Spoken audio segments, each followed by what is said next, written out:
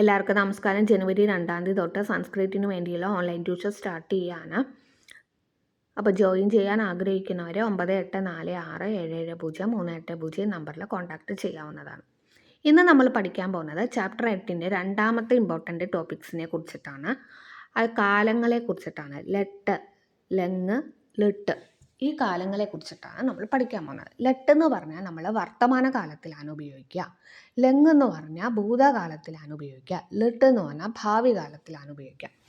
അപ്പോൾ അതിൽ നമ്മൾ ടെസ്റ്റിൽ ഒരു ചിത്രം കൊടുത്തിട്ടുണ്ട്. അതിൽ ഓരോരോ വാക്കുകൾ കൊടുത്തിട്ടുണ്ട്. അത് വെച്ചിട്ട് നമ്മൾ വാക്യങ്ങൾ എഴുതാനാണ് പറഞ്ഞത്. എങ്ങനെയാണ് ലെട്ടിൽ വരിക, എങ്ങനെയാണ് ലെങ്ങിൽ വരിക, എങ്ങനെയാണ് ലിട്ടിൽ വരിക, അങ്ങനെയാണ് വരിക.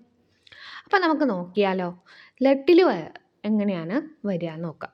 വിനീതഹ ദൈനികീം ലിഖതി പഠതി, അങ്ങനെയുള്ള വാക്കാണ് ലിഖതിയാണ് വരിക.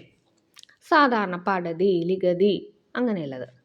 ലെങ്ങിലാണെങ്കിൽ എങ്ങനെ വരിക? വിനീതഹ ദൈനികീം അലിഖത്, അലിഖത് ആ എന്നുള്ള അക്ഷരം മുമ്പിൽ ചേർത്തിട്ട് വേണം ലെങ്. അങ്ങനെയാണ് നമ്മൾ ഓരോന്നും മനസ്സിലാക്കി എടുക്കുക. കാണാപാഠം ഒരിക്കലും പഠിക്കരുത്. അലിഖത് ആ എന്നുള്ള അക്ഷരമാണ് ആദ്യം ഉപയോഗിക്കുക. ലിട്ട്, ലിട്ടിലാണെങ്കിലോ വിനീതഹ ദൈനികീം ലേഖിഷ്യതി, ഇഷ്യതി എന്നുള്ള വാക്ക് വരുമ്പോൾ ലിട്ടാണ്.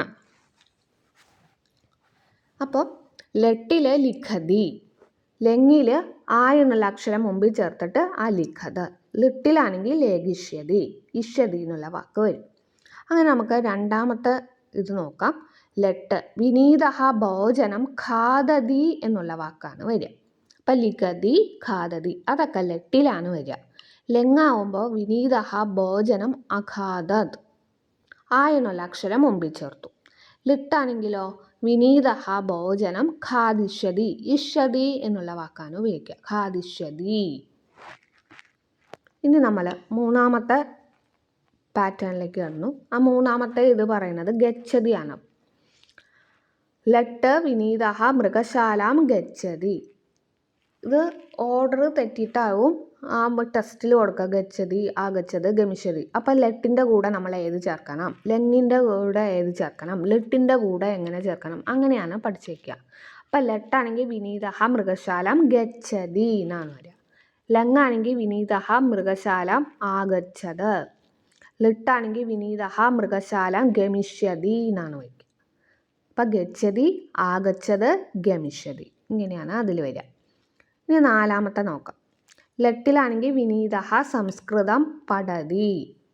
ലെങ്ങിലാണെങ്കിൽ വിനീതഹ സംസ്കൃതം അപഠത്, ആ എന്നുള്ള അക്ഷരം മുമ്പേ ചേർത്തു.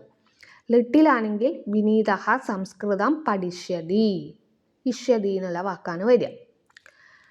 അഞ്ചാമത്തെ ലെട്ടിലാണെങ്കിൽ വിനീതഹ പാദകന്തുകം ക്രീഡതി. ലെങ്ങിലാണെങ്കിൽ വിനീതഹ പാദകന്തുകം അക്രീഡത്, ആ എന്നുള്ള അക്ഷരം ഉപയോഗിച്ചു. ലെട്ടിലാണെങ്കിലോ വിനീതഹ പാദകന്തുകം ക്രീഡിഷ്യതി. ഇനി ആറാമത്തെ നോക്കാം. ലെട്ടിലാണെങ്കിൽ വിനീതഹ സത്യം വദതി. ലെങ്ങിലാണെങ്കിലോ വിനീതഹ സത്യം അവദത്. ലിട്ടിലാണെങ്കിൽ വിനീതഹ സത്യം വദിഷ്യതി. അപ്പോൾ ഇത്രയേ ഉള്ളൂ. 2 ഇമ്പോർട്ടൻ്റ് ടോപ്പിക്സ് ചാപ്റ്റർ 8-ൽ വരുന്നുള്ളൂ. അപ്പോൾ ഈ ചാപ്റ്ററും കൂടിയും കഴിഞ്ഞാൽ നമ്മൾ 9-ലെ എല്ലാ ചാപ്റ്റേഴ്സും തീർത്തു. പിന്നെ നമ്മൾ അടുത്തത് 10-ലേക്കാണ് പോകുന്നത്. ഇനി ഇതിൻ്റെ ക്ലാസ് ചെയ്യും, പഠന പ്രവർത്തനങ്ങൾ ചെയ്യുന്നതായിരിക്കും കേട്ടോ. അപ്പോൾ ജനുവരി 2-ാം തീയതി തൊട്ട് സംസ്കൃതത്തിൻ്റെ ഓൺലൈൻ ട്യൂഷൻ സ്റ്റാർട്ട് ചെയ്തിട്ടുണ്ട്. ഗൂഗിൾ മീറ്റ് വഴിയായിരിക്കും ക്ലാസ് നൽകുക. കേരള സിലബസിലുള്ള സ്റ്റാൻഡേർഡ് 5 തൊട്ട് 10 വരെയുള്ള കുട്ടികൾക്കാണ് ഇത് യൂസ്ഫുൾ ആവുക. അപ്പോൾ ജോയിൻ ചെയ്യാൻ ആഗ്രഹിക്കുന്നവർ 9846770380 നമ്പറിൽ കോൺടാക്റ്റ് ചെയ്യാവുന്നതാണ്.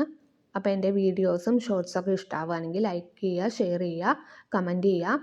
എന്തെങ്കിലും അഭിപ്രായങ്ങളുണ്ടെങ്കിൽ കമൻറ്റിലൂടെ അറിയിക്കാം.